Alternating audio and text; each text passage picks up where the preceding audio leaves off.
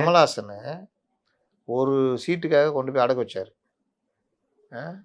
அதுக்கப்புறம் ரெட் ஜெயிண்ட்டில் தன்னுடைய படம் நடிக்கணுன்றதுக்காக அவரை வளைச்சி போட்டாங்க. இப்போ அதுக்கப்புறம் தலையெடுக்கவே முடியல.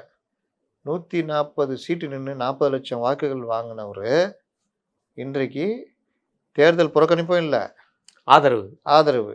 அதையும் பெருமையாக இது தியாகம் அது இதுன்னு உருட்டுறாரு. அதுக்கு முதல்வர் வாழ்த்து, அண்ணன் திருமா வாழ்த்து. முதல்வர் வாழ்த்த மாட்டாரா? வரலாறு உங்களை பேசும், வரலாறு பேசும். எங்கடா இருக்கு அந்த வரலாறு? இதே வரலாறு தானே. இதே மாதிரி தான் 98 பண்ணீங்க. சிபிஎம்முக்கு ஒரே ஒரு சீட்டு கொடுத்தீங்க. கேட்டு பார்த்து கொஞ்சம் மானஸ்தர் யார் சங்கரையா தனியாக நிற்கலான்ட்டு 2 தொகுதி தனியாக அறிவிச்சுட்டு மீதி 37 மதசார்பற்ற அன்னைக்கு நாங்கள் ஆதரவு கொடுக்குறோம் அப்படின்னு கொடுத்தாரு. அன்னைக்கு இதே தான் பேசினாரு. வரலாறு உங்களை இல்லை. ஒருவேளை மக்கள் நீதி மையம் கமல் சார் வந்து சரி இது ரொம்ப அசிங்கம் அந்த மாதிரி நிற்கிறது, அது பேர் நம்ம புறக்கணிச்சிடும் தேர்தலில் மரியாதையாக இருந்திருக்குமே. அதுதான் இருக்கும் நினைக்காம. ஆனால் ரெட் ஜெயிண்ட்டில் படம் வராத, அது ரொம்ப முக்கியம். அது ரொம்ப முக்கியம். அதுக்கு நம்மளை நம்பி வந்த ஆளுங்களை இல்லைண்ணே. ரெண்டாவதுண்ணே, நம்ம கண்ணால் பார்க்குறோம் இந்த தாவேக்கா மக்கள் நீதி மையம், இந்த ரெண்டுமே என்ன ஆர்ப்பாட்டம் பண்ணீங்க, எந்த விஷயத்துக்காக குரல் கொடுத்தீங்கன்னா ஒன்றுமே இல்லையே.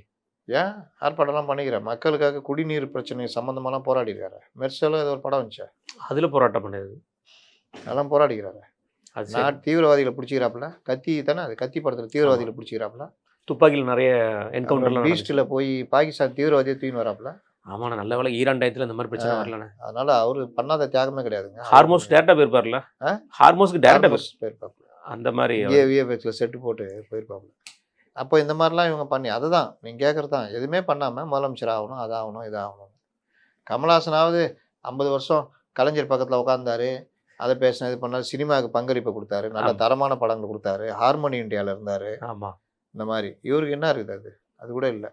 அதனால் சினிமாக்காரர்கள் விஜயகாந்த் எம்ஜிஆரை தவிர்த்து பார்த்தீங்கன்னா இந்த மாதிரி அரசியல் கட்சி ஆரம்பித்தா ஒன்றும் இல்லாமல் போவார்கள். கொள்கை இருக்காது, எதுவுமே இருக்காதுன்றதுக்கு இது உதாரணம். ஏன்னா மக்களுக்கும் அவர்களுக்கும் சம்மந்தமே இருக்காது.